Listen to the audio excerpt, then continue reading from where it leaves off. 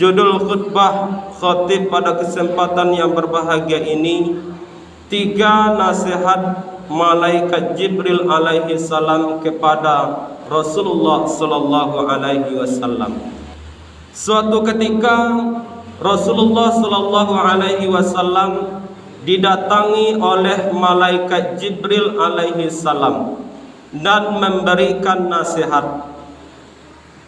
Sebenarnya kaum muslimin, nasihat ini bukan untuk Nabi Muhammad sallallahu alaihi wasallam, karena Nabi Muhammad itu maksum, sangat dipelihara dan dijaga keimanannya.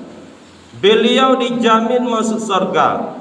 Beliau diampuni dosa-dosanya oleh Allah Subhanahu wa taala kalau memang beliau melakukan dosa.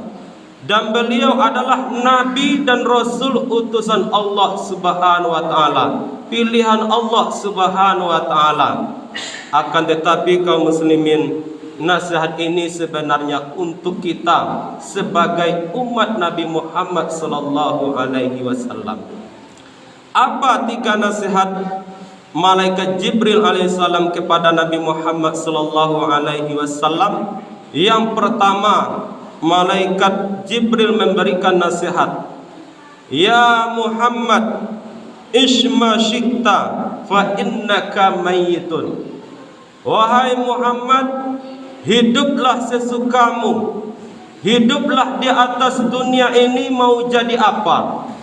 Kita diperintahkan, ditawarkan oleh malaikat Jibril alaihissalam, hiduplah di atas dunia ini mau jadi apa. Hiduplah sesukamu, terserah mau jadi apa. Mau jadi pejabat, silahkan. Mau jadi orang kaya, silahkan. Mau jadi penjahat sekalipun, silahkan. Tapi ingat, fa innaka mayyitun. Sesungguhnya suatu saat nanti kamu pasti akan mati.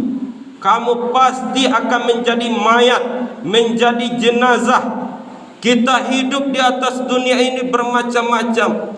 Ada yang jadi bos, jadi pedagang, ada yang jadi petani, orang miskin, orang kaya. Akan tetapi kaum muslimin, ketahuilah, seluruhnya hanyalah sebentar saja. Fa innaka mayyitun. Kita pasti akan mati. Kita pasti kembali kepada Allah Subhanahu wa taala.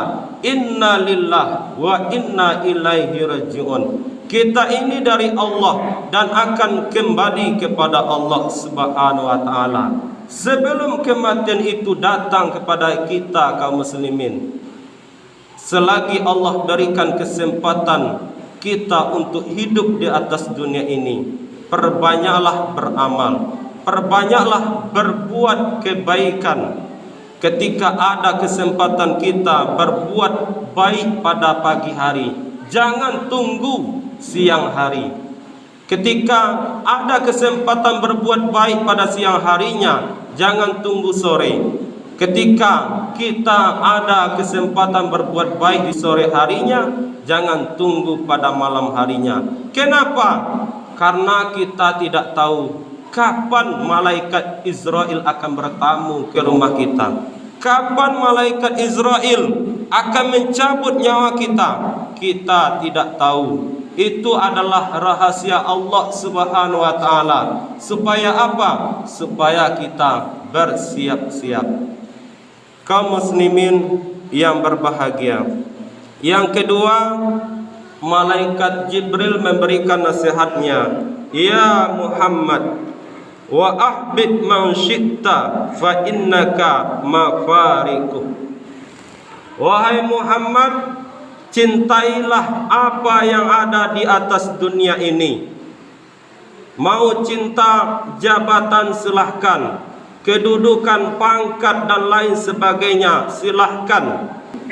Apa yang engkau cintai, baik itu istri, anak, cucu, kemenakan, seluruhnya kamu cintai. Ingat, fa innaka mafariquhu. Suatu saat nanti kamu akan berpisah dengannya. Jangankan di dunia ini kaum muslimin, di akhirat kita berpisah dengan keluarga kita, dengan ayah kita, dengan ibu kita, dengan anak kita. Di padang mahsyar nanti seluruh umat manusia dikumpulkan oleh Allah Subhanahu wa taala, mulai dari Nabi Adam sampai umat Nabi Muhammad sallallahu alaihi wasallam, seluruhnya dikumpulkan di padang mahsyar. Pada saat itu kita berpisah dengan keluarga kita, berpisah dengan ayah kita, ibu kita, anak kita, dan kita tidak saling kenal mengenal. Kenapa? Karena pada hari itu kita sibuk dengan diri kita masing-masing, sibuk mengurus diri kita. Apakah nasib kita, kaum muslimin yang berbahagia?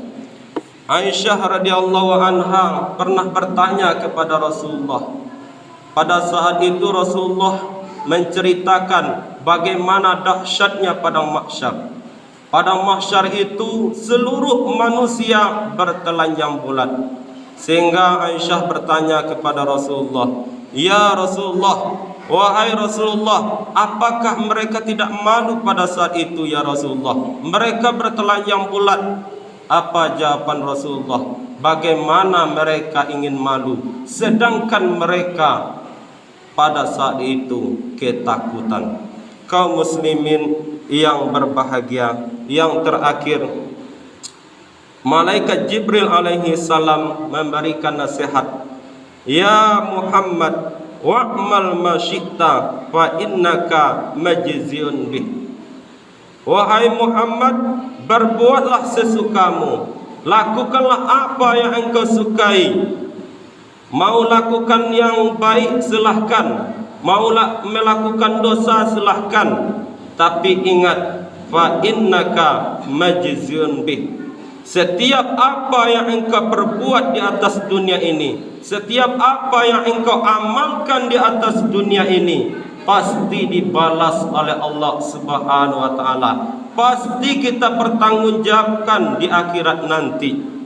Fa may ya'mal misqala dzarratin khairan yarah. Barang siapa yang melakukan kebaikan walaupun sebesar biji zarrah, pasti ia akan melihat balasannya. Wa may ya'mal misqala dzarratin syarran yarah.